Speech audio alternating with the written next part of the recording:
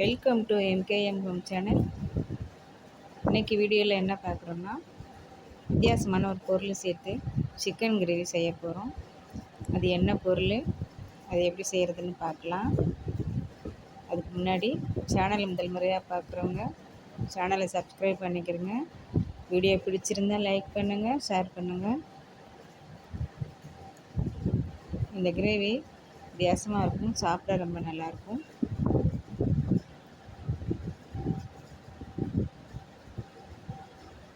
இதுதாங்க அந்த பொருள். இது வந்து பார்க்குறதுக்கு குடமிளகாய் மாதிரியே இருக்குது பாருங்கள்.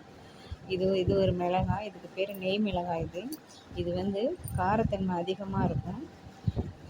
நம்ம எதில் வேணாலும் இந்த பொருள் சேர்த்துக்கலாம். சாம்பார் எல்லாத்துலேயுமே போட்டுக்கலாம். சாம்பார்லாம் வச்சோன்னா ஒரு 2 மிளகாய் சேர்த்துக்கிட்டாலே போதும், நல்ல காரத்தன்மையாக இருக்கும். இது காம்பெல்லாம் உடைச்சிட்டு ஒரு மிளகாவை 4 கட் பண்ணி வச்சுக்கிடலாம். இஞ்சி பூண்டு பெரிய வெங்காயம் கட் பண்ணி வச்சுருக்கேன். தேவைக்கேற்ப எல்லா பொருளும் எடுத்துக்கிடுங்க. நான் தக்காளி கட் பண்ணி வச்சுருக்கேன். மிளகாய் ஒரு 5 மிளகாய்னா தான் எடுத்து வச்சுருக்கேன். இது கொடைக்கானலேருந்து வாங்கிட்டு வந்ததாக ஒருத்தவங்க கொடுத்தாங்க, தெரிஞ்சவங்க சொந்தக்காரங்க. அதனால் செய்து பார்க்கலான்னு செஞ்சேன். நல்ல டேஸ்ட்டாக இருந்தது, அருமையாக இருந்தது. நீங்களும் இது போல் செய்யுங்க. இந்த பக்குவத்தை பார்த்துட்டு இஞ்சி பூண்டு பேஸ்ட் பண்ணி வச்சுக்கலாம். வெங்காயத்தை பேனை அடுப்பில் வச்சுட்டு எண்ணெய் ஊற்றிக்கிடலாம். எண்ணெய் சூடானதும் ஒரே ஒரு பிரிஞ்சி இலை 2 கட் பண்ணி போட்டிருக்கேன். 2 கிராம்பு, சின்னதாக ஒரு பட்டை துண்டு, சோம்பு போட்டு தாளிச்சுக்கிடலாங்க. இதெல்லாம் நல்லா பொரிஞ்சு வரும்போது கருவேப்பிலையும் போட்டுக்கிடலாம்.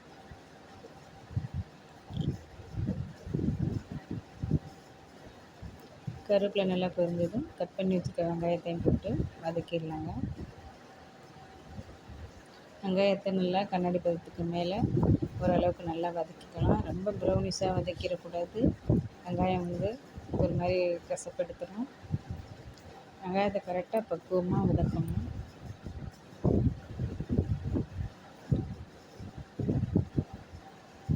இந்த அளவுக்கு வெங்காயம் வதங்கிடுச்சு, போதுமானது.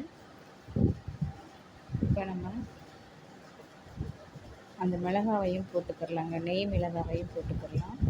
ஒரு மிளகாவை நான் 4 பங்காக கட் பண்ணி வச்சுருக்கேன் பாருங்கள்.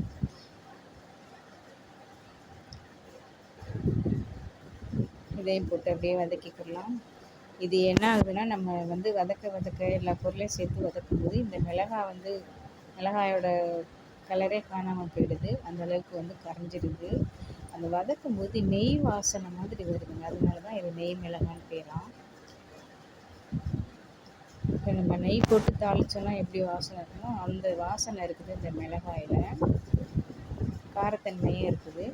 இப்போ இது ஓரளவு வதங்கும்போது தக்காளியும் போட்டுக்கலாங்க. தக்காளி வதக்கும்போது கொஞ்சமாக கல் உப்பு போட்டு வதக்கிக்கிடலாம்.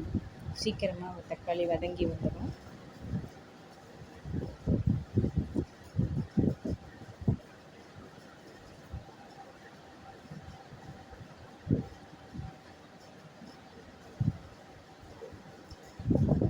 இது வந்து எல்லாத்துலேயுமே இந்த மிளகாய் சேர்த்துக்கலாங்க. உருளைக்கிழங்கு வறுத்தோம்னா உருளைக்கிழங்கு கூட சேர்த்து ஃப்ரை பண்ணும்போது சேர்த்து வறுத்துக்கலாம். நல்லா டேஸ்ட்டாக இருக்கும். சாம்பாரில் போடலாம்.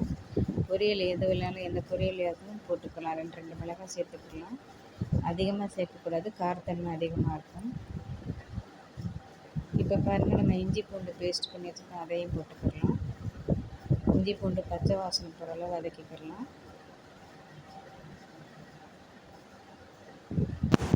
காரம் சாப்பிட்றவங்களா இருந்தால் இது மிளகாய் மட்டுமே போட்டு நம்ம வெங்காயம் தக்காளி இஞ்சி பூண்டுலாம் போட்டு வதக்கிட்டு இந்த மிளகாயை மட்டும் போட்டு வதக்கி அதை நம்ம சாப்பாட்டில் பிசைஞ்சு சாப்பிட்லாம். இல்லை சப்பாத்தி இந்த மாதிரி தோசைக்கெல்லாம் வந்து தொட்டுக்கிடலாங்க.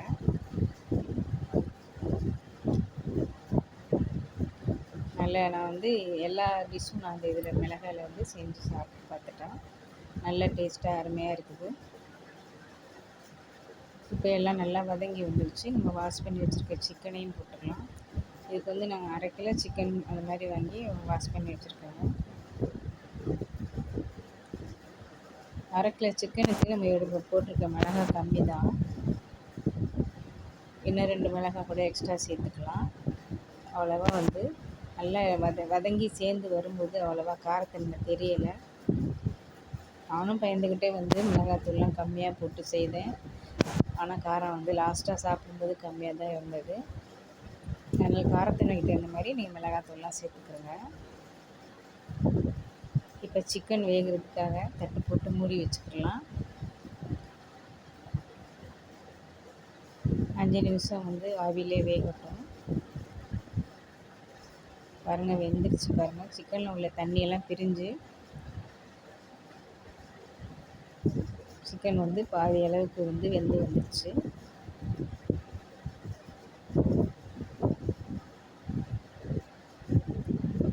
அந்த நெய் மிளகாய் வந்து பாருங்கள் வெந்திருக்கு பாருங்கள். அந்த கலர்லாம் போயிடுச்சு பாருங்கள்.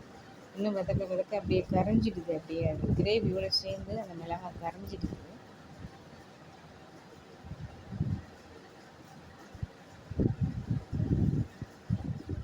மறுபடியும் ஒரு 5 நிமிஷத்துக்கு தட்டு போட்டு மூடி வச்சிடலாம். இப்போ இந்த அளவுக்கு வந்துடுச்சு. நம்ம வந்து மிளகாத்தூள் அதிகமாக சேர்க்க போகிறதில்ல, அதனால் கொஞ்சம் காரத்தன்மைக்கு மிளகுத்தூள் சேர்த்துக்கலாம். மிளகுத்தூள் சிக்கன் கிரேவி செய்யும்போது எப்போதுமே மிளகுத்தூள் சேர்க்குறது நல்லது உடம்புக்கு. 1 ஸ்பூன் மிளகாத்தூளும் போட்டிருக்கேன். சென்னையிலையுமே இப்போல்லாம் இந்த மிளகாய் கிடைக்கிறதா சொல்கிறாங்க. அங்கே தான் கொடைக்கானலில் தான் சொன்னாங்க. இது பார்த்திங்கன்னா நம்ம எப்படி வேணாலும் செஞ்சுக்கலாம் இந்த சிக்கன். இப்போ இதே போல் ட்ரையாகவே வந்து தண்ணி ஊற்றாமல் ஃப்ரை பண்ணி இப்படியே சாப்பிட்டுக்கலாம். நல்லா ஃப்ரை பண்ணிட்டு, இல்லை நம்ம தோசை இட்லிக்கு சாப்பிட்ற மாதிரி இருந்தால் தண்ணி ஊற்றி ஓரளவுக்கு ரொம்ப குழம்பா இல்லாமல் கொஞ்சம் கிரேவியாக செஞ்சு சாப்பிட்டுக்கலாம். எப்படி வேணாலும் சாப்பிட்டுக்கலாங்க. உங்களுக்கு எப்படி வேணுமோ அந்த மாதிரி செய்துக்கிறேங்க. நான் இன்றைக்கி இட்லி தோசைக்கு தொட்டுக்கிற மாதிரி தான் நான் செய்திருக்கேன். இப்போ 1 ஸ்பூன் தயிர் சேர்த்துருக்கேன். தயிர் எதுக்காக சேர்க்குறோன்னா வந்து சிக்கன் வந்து சாஃப்டாக வெந்து வரும், அதுக்காக சேர்த்துருக்கோம். காரத்தன்மை போகிறதுக்காகவும் சேர்த்துருக்கோம். இந்த மிளகாலாம் வந்து சேர்க்குறதுனால இந்த தயிர் சேர்க்குறது நமக்கு அந்த வந்து ஈக்குவல் பண்ணி கொடுக்கும் காரத்தன்மையை. அதனால் வந்து தயிர் சேர்த்துருக்கேன். இப்போ இதெல்லாம் சேர்த்து கிரேவி பதத்துக்கு வந்திருக்கு. இப்போ இதில் நான் வந்து தண்ணி ஊற்றி செய்ய போகிறேன். தண்ணி ஊற்றி கொதிக்க விட போகிறேன்.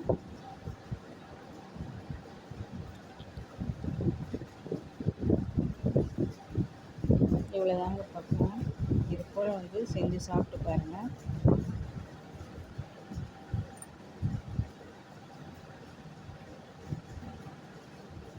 இப்போ கொஞ்சம் தட்டு போட்டு மூடி வச்சுக்கலாம். ஒரு 5 நிமிஷம் கழித்து எடுத்து திறந்து பார்த்துடலாங்க.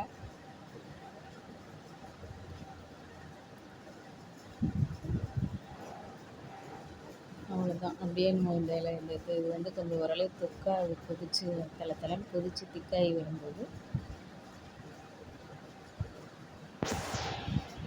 இறக்கி நம்ம